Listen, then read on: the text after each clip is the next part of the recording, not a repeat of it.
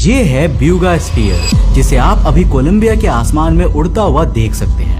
जब लोगों ने इस रहस्यमयी ऑब्जेक्ट को अपनी आंखों से आसमान में उड़ते हुए देखा तो वो भी शॉक रह गए। कुछ लोकल्स की माने तो ये उड़ते हुए अपने रंग बदल रहा था और तभी अचानक ये तेजी से जमीन की ओर आकर क्रैश हो गया। इसके बाद जब कई वैज्ञानिकों द्वारा इस रहस्यमयी गोले की जांच की गई तो उसमें कुछ चौंकाने वाली बातें सामने आई, क्योंकि ब्यूगा स्फीयर की एक्सरे इमेजेस में साफ साफ दिख रहा था कि ये बिल्कुल परफेक्टली गोल था, जिस पर कोई भी जॉइंट्स नहीं थे। साथ ही में इसमें 3 अलग अलग मेटल लेयर भी डिटेक्ट हुई, जिनमें 18 अजीब से मार्क्स थे और उनके बीच बीच में एक माइक्रोचिप जैसा स्ट्रक्चर। इतना ही नहीं, जब इस ब्यूगा स्फीयर का वजन चेक किया गया ना तो उसमें देखा गया कि ये लगातार अपना वजन बदल रहा था। इसके अलावा इस पर कई अजीब सी एलियन लैंग्वेज सिंबल्स भी बने हुए थे, जिन्हें आप अभी अपनी स्क्रीन पर देख रहे हैं। इन सब रहस्यमयी घटनाओं को देखते हुए कई एक्सपर्ट्स ने कहा कि ये एक एलियन ओरिजिन टेक्नोलॉजी है, यानी कि ये स्फीयर इंसानी नहीं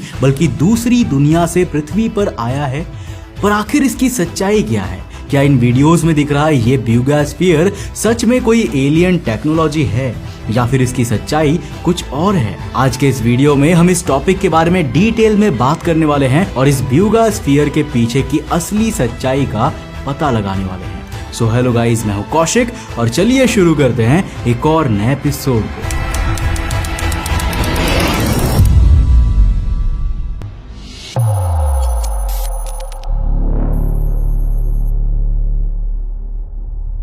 इमेजिन करो एक ऐसा स्पेसक्राफ्ट जो ब्रह्मांड में कहीं भी जा सकता हो और सबसे इंपॉर्टेंट बात, वो अपने आप की कॉपीज भी बना सकता हो, वो भी बिना किसी बेस स्टेशन या कंट्रोल सेंटर के। बस एक मशीन जो दूसरी मशीन्स को बनाए। अब सुनने में ये साइंस फिक्शन लगता है ना, लेकिन ये कॉन्सेप्ट एक रियल थियरी पर बेस्ड है, जिसे कहा जाता है सेल्फ रेप्लिकेटिंग स्पेसक्राफ्ट या फिर वॉन न्यूमैन प्रोब्स। ये कॉन्सेप्ट दिया था वैज्ञानिक जॉन वॉन न्यूमैन ने। ये थियरी कहती है कि अगर कोई इंटेलिजेंट सिविलाइजेशन को किसी दूर के एलियन सिविलाइजेशन को ब्रह्मांड में ढूंढना हो तो उनके लिए वो एक ऐसा आइडियल स्पेसक्राफ्ट बनाएंगे जो अलग अलग स्टार सिस्टम में जाकर ना सिर्फ एलियन जीवों पर सीक्रेटली नजर रखे, बल्कि उनके स्टार सिस्टम में मौजूद मून्स, एस्ट्रॉइड्स या प्लैनेट से रॉ मटेरियल्स लेकर खुद की एग्जैक्ट कॉपीज भी बनाए। फिर वो कॉपी अलग अलग डायरेक्शन में निकले और वही प्रोसेस रिपीट करे।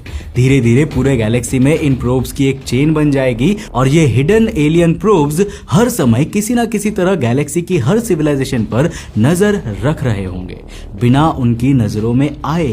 पर अगर ऐसा है तो क्या कोई न्यूमन प्रोब हम पर भी नजर रख रहा है?